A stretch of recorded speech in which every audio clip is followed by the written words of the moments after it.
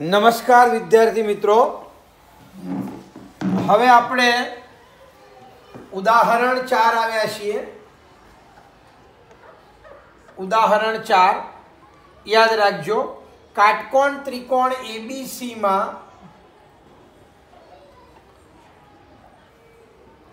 કાટકોણ ત્રિકોણ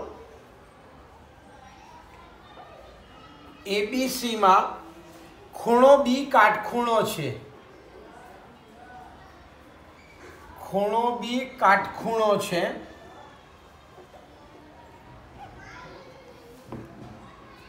જો tan A बराबर 1 तो चकासो के 2 sin A cos A बराबर 1 આવું આપણે ચકાસવું છે। તો પહેલા અહીંયા ત્રિકોણ એબીસી માં જોજો, આ દાખલો બે રીતે ગણાય। હું તમને બંને રીત શીખવાડું છું। આ ત્રિકોણ એબીસી માં ખૂણો બી કાટખૂણો છે, તો આ ખૂણો બી કાટખૂણો। હવે tan A, આ એ ખૂણાની આપણે વાત થાય છે, આ એ ખૂણાની। તો એ ખૂણાની વાત થાય છે તો આને પાસેની બાજુ કહેવાય, આને સામેની બાજુ કહેવાય અને આને કર્ણ કહેવાય। તો હવે આપણે બીજું કોઈ મૂલ્ય નથી આપ્યું, અહીંયા tan A બરાબર 1 આપ્યું છે, સમજજો। આ tan A બરાબર 1, તો હવે tan નું સૂત્ર સામેની બાજુ છેદમાં પાસેની બાજુ બરાબર 1। તો અહીંયા સામેની બાજુ એટલે BC અને પાસેની બાજુ એટલે AB બરાબર 1। એટલે આ સામે જાય એટલે BC બરાબર AB થયું। હવે આપણે આને ધારી લઈએ। ધારો કે BC बराबर AB बराबर K, તમે એક પણ રાખી શકો, પણ આપણે K ધારવાનો છે। એટલે આ AB બરાબર K થયો અને BC બરાબર K થયો। હવે પહેલા આપણે ત્રીજી બાજુ શોધી કાઢવાની, એટલે AC શોધી કાઢવાની। એટલે આપણે અહીંયા AC નો વર્ગ બરાબર AB નો વર્ગ વત્તા BC નો વર્ગ, એટલે AB નો વર્ગ એટલે K વર્ગ वत्ता K वर्ग, એટલે કહેવાનો મતલબ 2K વર્ગ। એટલે AC બરાબર આ બે કોઈનો વર્ગ નથી તો વર્ગમૂળમાં 2K થયું। એટલે આ આપણે વર્ગમૂળમાં 2K, આ AC મળ્યું। હવે આપણે જેની જરૂર છે, તો આપણે અહીંયા જરૂર છે sin A અને cos A ની। તો આપણે sin A શોધી કાઢવાનું। તો sin A એટલે સામેની બાજુ છેદમાં કર્ણ। તો અહીંયા સામેની બાજુ K અને કર્ણ વર્ગમૂળમાં 2K, K ઉડી ગયા એટલે 1 છેદમાં વર્ગમૂળમાં 2। પછી cos A, તો cos A બરાબર પાસેની બાજુ છેદમાં કર્ણ। તો પાસેની બાજુ K અને કર્ણ વર્ગમૂળમાં 2K, K ઉડી ગયા એટલે 1 છેદમાં વર્ગમૂળમાં 2। હવે sin ને cos આપણે શોધી કાઢ્યા। હવે આપણે ચકાસવાનું છે, એટલે ડાબી બાજુ બરાબર જમણી બાજુ લાવવાની। તો ડાબા બરાબર અહીંયા આપેલું છે 2 sin A cos A, તો 2 એમના એમ sin A નું મૂલ્ય 1 છેદમાં વર્ગમૂળમાં 2, cos A નું મૂલ્ય 1 છેદમાં વર્ગમૂળમાં 2। એટલે ઉપર 2 એકા 2, નીચે વર્ગમૂળમાં 2 ગુણ્યા વર્ગમૂળમાં 2 એટલે વર્ગમૂળમાં 2 નો વર્ગ, એટલે એને કહેવાય 2। 2 ઉડી ગયા એટલે 1, એટલે 1 જવાબ આવી ગયો। એટલે આને કહેવાય ડાબા બરાબર જબા એમ। ઓકે, તો એક આ રીત છે આપણે જે હાલ આપણે ભણ્યા એના આધારે। અને હવે બીજી રીત છે, કેટલીક વખત આપણે વિશિષ્ટ ખૂણાઓના મૂલ્યોનો તમને કોઠો લખાયો। જો એ કોઠામાં આ tan a બરાબર 1 આવતું હોય, tan નું મૂલ્ય જો 1 હોય તો આપણને થીટા મળી જાય, એટલે આ એ ખૂણો ડાયરેક્ટ મળી જાય. બરોબર. હવે બીજી રીત સમજો. એ બીજી રીતની અંદર આ રીત બધા માટે લાગુ ના પડે, પણ કેટલાક વિશિષ્ટ ખૂણાઓ માટે લાગુ પડે. કે વિશિષ્ટ ખૂણા અહીંયા આપણને ખબર છે કે આ tan a બરાબર 1 છે, તો કહાનું મૂલ્ય 1 છે, તો tan 45 બરાબર 1. એટલે આપણને ખબર પણ અહીંયા જવાબ આવ્યો a બરાબર 45. આ 45 નો ખૂણો આવ્યો. એટલે હવે આપણે ડાયરેક્ટ જ ડાબી બાજુ લખી નાખવાની કે ડાબા બરાબર 2 sin a cos a. તો જ્યાં a દેખાય ત્યાં 45, એટલે sin 45 cos 45. હવે આપણે કોઠામાં જુઓ તમે, તો sin 45 નું મૂલ્ય જુઓ, એટલે 1/√2. cos 45 નું મૂલ્ય જુઓ, 1/√2. એટલે અહીં આગળ ઉપર 2 આવ્યા, નીચે વર્ગમૂળમાં ગુણ્યા વર્ગમૂળમાં 2, એટલે વર્ગમૂળમાં 2 નો વર્ગ, એટલે 2 2 ઉડી ગયા, એટલે 1, એટલે ડાબા બરાબર જબા. એટલે આ રીત પણ 100% ચાલે. બરોબર. આ તો આપણે મૂલ્યો વિશિષ્ટ ખૂણાઓનું મૂલ્ય હજુ બાકી છે, એટલા માટે આમાં એ રીત નથી આપી. બાકી તમે લઈ શકો, એટલા માટે મેં તમને શરૂઆતમાં બધા સૂત્રો બધું લખાવી દીધું, એટલે તમને ખબર પડે કે આ રીતે પણ આ દાખલો ગણી શકાય. આ ઉદાહરણ 4 હતું. હવે ઉદાહરણ 5.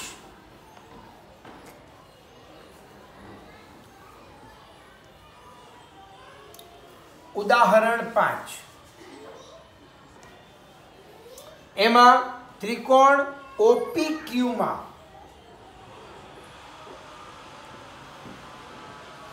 P કાટખૂણો છે.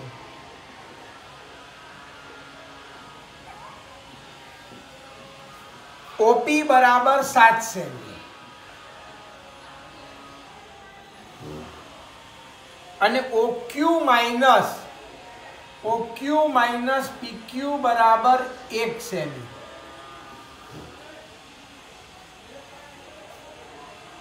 તો sin Q અને tan Q નું મૂલ્ય શોધો. તો sin Q અને tan Q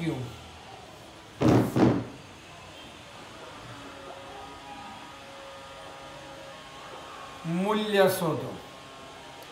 હવે તમને મેં ત્રિકોણવાળા પ્રકરણમાં આપણે કાટકોણ ત્રિકોણની ત્રિપુટીઓ તમને લખાવી હતી. જો તમને મગજમાં હોય તો આ 7 આવતું હોય, એક સંખ્યા 7 આવતી હોય, કારણ કે આપણો આ ત્રિકોણ છે, યાદ રાખજો આ ત્રિકોણ છે.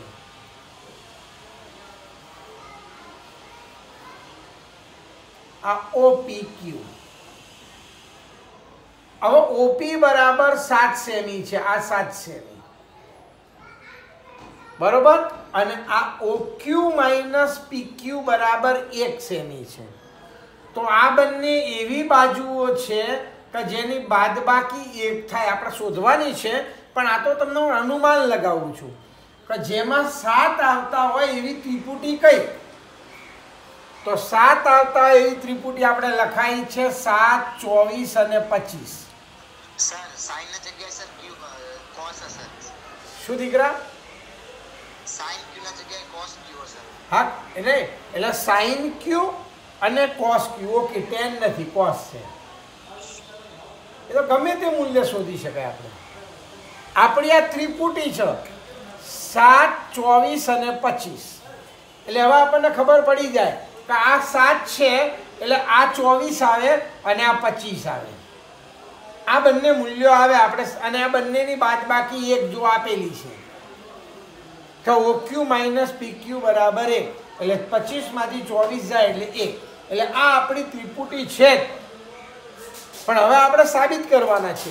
તમે ઉતાવળમાં હોય ને બેલ વાગી ગયો હોય ને આવો દાખલો રહી ગયો હોય, તમે સાબિત ના કરો ને આ રીતના મૂકી દો અને ડાયરેક્ટ કિંમત મૂકો તો તમને માર્ક મળે.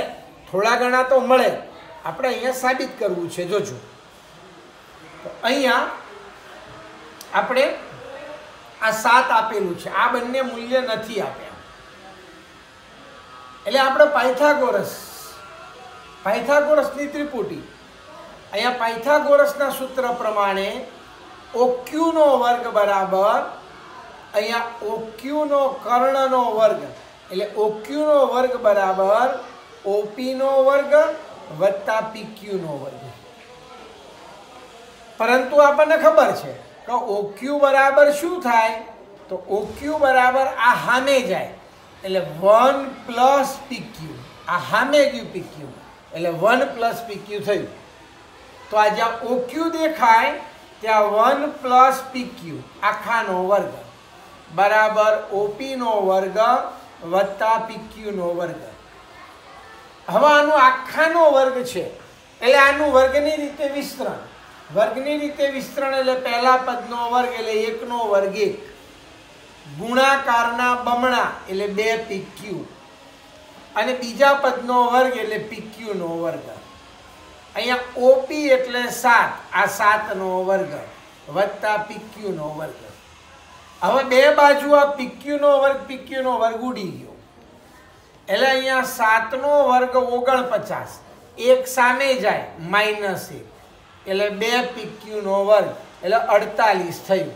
2 છેદમાં જાય એટલે PQ બરાબર 24 થયું.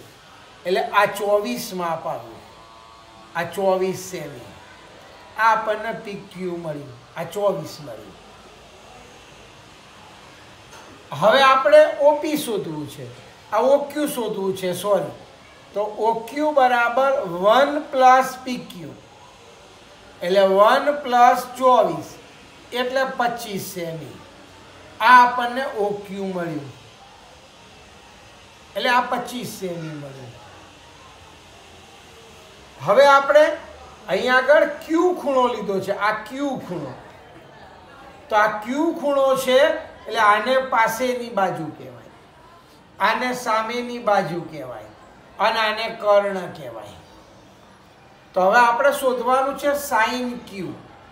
તો sin Q એટલે સામેની બાજુ છેદમાં કર્ણ, એટલે અહીંયા સામેની બાજુ 7 અને કર્ણ 25, એટલે આપણો જવાબ આવ્યો sin Q 7/25. મારે cos Q શોધવું છે, તો cos Q એટલે પાસેની બાજુ છેદમાં કર્ણ, એટલે અહીંયા cos Q બરાબર પાસેની બાજુ 24 અને કર્ણ 25 એમ. તો આ cos Q બરાબર 24/25 એમ. એટલે આવી રીતના આ દાખલો ગણાય. બરોબર. હવે આપણે સ્વાધ્યાય જોઈએ 8.1. એ પહેલા હજુ એક ઉદાહરણ મેં તમને કાલે સમજાવ્યું હતું, ઉદાહરણ 2 એને મેં અલગ રીતે સમજાવ્યું હતું. આ ચોપડીમાં અલગ રીત છે, એટલે એ ચોપડીની રીતે પણ ગણી શકાય. યાદ રાખજો કેવી રીતના, તો ફરી જોઈએ છીએ આપણે ઉદાહરણ 2. ઉદાહરણ 2. તો લઘુકોણ B તથા Q માટે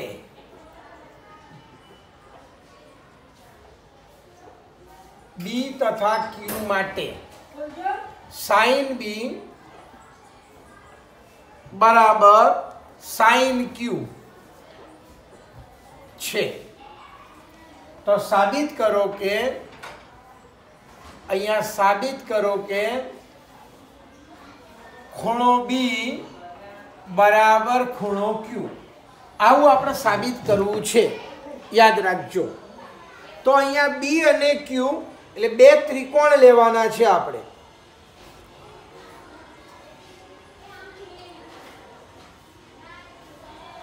અહીંયા તો આપણે sin B બરાબર sin Q હોય એવા બે કાટકોણ ત્રિકોણ, એક ત્રિકોણ ABC એટલે આપણે જોજો અહીંયા બી છે એટલે આમાં બી નહીં લેવાય, બી કાટખૂણો નહીં લેવાય. એટલે અહીંયા એસીબી અને ત્રિકોણ એ આર ક્યુ છે. આ બે ત્રિકોણ લીધા આપણે, બરોબર. તો એની અંદર આપણે એબીસી પીક્યુઆર લખો, અહીંયા સોરી પીઆરક્યુ અથવા પીક્યુઆર લખો તોય વાંધો નહીં. આ ત્રિકોણમાં તમે ગમે તે લખી શકો, કોઈ આમ ના લખે ને અહીંયા ખાલી એબીસી જ લખે, એમાં આપણે કાટખૂણો નથી આપ્યો એટલે એબીસી કોઈ પીક્યુઆર એમ પણ લખી શકાય, બરોબર. આ પીક્યુઆર છે. હવે આપણે આકૃતિમાં ખબર પડવી જોઈએ કે આ બી આ સાઈન ને ક્યુ શોધવાનું છે એટલે બી ને ક્યુ સરખા છે એટલે કાટખૂણા નથી. અહીં આગળ એક ત્રિકોણ આ છે, બીજો ત્રિકોણ આ લીધો, એમાં આ ખૂણાને આપણે બી કહીએ તો આ ખૂણાને આપણે ક્યુ કહેવાનું. આ એ સી બી અને પી આર ક્યુ એમાં આ ખૂણો સી અને ખૂણો આર કાટખૂણા છે, યાદ રાખજો. તો આપણે આ બે ખૂણા સરખા છે એવું સાબિત કરવું છે. તો સાબિત કરવા માટે આપણે સમરૂપ ત્રિકોણ આ બંનેને સાબિત કરવા પડે. તો પહેલા જે આપેલું છે એ, તો આપણને આપેલું છે સાઈન બી. તો આ ત્રિકોણમાં આપણે સાઈન બી લેવું હોય તો આપણે આપણું સૂત્ર કે સાઈન બી બરાબર, સાઈન એટલે સામેની બાજુ છેદમાં કર્ણ એટલે સામેની બાજુ એસી અને કર્ણ એબી થયો. અને અહીં આગળ સાઈન ક્યુ, આ સાઈન ક્યુ લઈએ તો એની સામેની બાજુ પીઆર અને કર્ણ પીક્યુ. હવે સમજો આ બંને સરખા છે, સાઈન બી બરાબર સાઈન ક્યુ સરખા છે માટે આ બંને સરખા થયા કે એસી ના છેદમાં એબી બરાબર પીઆર ના છેદમાં પીક્યુ. હવે હું આને આમ લઈ લઉં આને ઉપર જવા દઉં એટલે એસી ના છેદમાં પીઆર બરાબર એબી ના છેદમાં પીક્યુ. આવું થયું. એના બરાબર હું કે લઈ લઉં એટલે અહીં આગળ થયું એસી બરાબર કે પીઆર અને આ એબી બરાબર કે પીક્યુ. આ થયું. આ બંનેને કે બરાબર કે નો મતલબ શું, એક પદ વધારે લખું, ચલો તમને ખબર પડે એટલા માટે. તો આ બંનેને કે હાથે સરખાવાના. તો એસી ના છેદમાં પીઆર બરાબર કે અને એબી ના છેદમાં પીક્યુ બરાબર કે. આ સામે જાય એટલે એસી બરાબર કે પીઆર અને એબી બરાબર કે પીક્યુ. આવું થયું. હવે આપણે આ ત્રિકોણ, આ પહેલા ત્રિકોણની વાત કરીએ છીએ. તો ત્રિકોણ એબીસીમાં, બરોબર, યાદ રાખજો, એમાં આ એસી અને એબીની વાત આવી, આ બીસીની વાત નથી. તો આપણે બીસી લેવાનું. અહીંયા બીસી બરાબર, તો અહીંયા આપણું આ બીસીનો વર્ગ બરાબર, બીસીનો વર્ગ બરાબર એબીનો વર્ગ માઇનસ એસીનો વર્ગ. તો એબીના વર્ગની જગ્યાએ આપણે લખી શકીએ કે વર્ગ પીક્યુ વર્ગ અને એસીના વર્ગની જગ્યાએ લખી શકીએ કે વર્ગ પીઆર વર્ગ. એટલે આમાંથી કે વર્ગ કોમન નીકળ્યો એટલે અંદર પીક્યુનો વર્ગ માઇનસ પીઆરનો વર્ગ આવ્યો. આ બીસીનો વર્ગ બરાબર આવ્યો. હવે આપણે આ ત્રિકોણમાં, એટલે અહીંયા ત્રિકોણ તમે વર્ગમૂળ કરી નાખો તોય ચાલે. બીસી બરાબર આ કે અને આ વર્ગમૂળમાં થઈ જાય કે પીક્યુનો વર્ગ માઇનસ પીઆરનો વર્ગ. હવે આપણું આ ત્રિકોણમાં, ત્રિકોણ પીક્યુઆરમાં, એમાં ક્યુઆરનો વર્ગ બરાબર પીક્યુનો વર્ગ માઇનસ પીઆરનો વર્ગ. એટલે ક્યુઆર બરાબર વર્ગમૂળમાં PQ નો વર્ગ માઇનસ PR નો વર્ગ. હવે આ બંનેનો ભાગાકાર કરીએ આપણે. BC ના છેદમાં QR. તો અહીં આગળ K વર્ગમૂળમાં PQ નો વર્ગ માઇનસ PR નો વર્ગ અને છેદમાં વર્ગમૂળમાં PQ નો વર્ગ માઇનસ PR નો વર્ગ. એટલે આ ઉડી ગયા. એટલે આપણો જવાબ આવ્યો BC ના છેદમાં QR બરાબર K. પણ આપણે આ બંને બરાબર K લીધેલું જ છે એટલે આને નંબર 1 કહીએ, આને નંબર 2 કહીએ. તો પરિણામ 1 અને 2 પરથી ત્રણે ત્રણ બાજુઓ સરખી થઈ એટલે AB ના છેદમાં PQ બરાબર BC ના છેદમાં QR બરાબર AC ના છેદમાં PR. અને માટે આ બે ત્રિકોણ સમરૂપ. ત્રિકોણ ABC સમરૂપ ત્રિકોણ PQR. આના આધારે લખ્યું બા બા બા.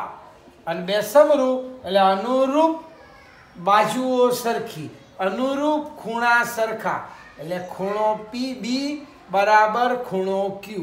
બરોબર, આ આપણું સાબિત થઈ ગયું.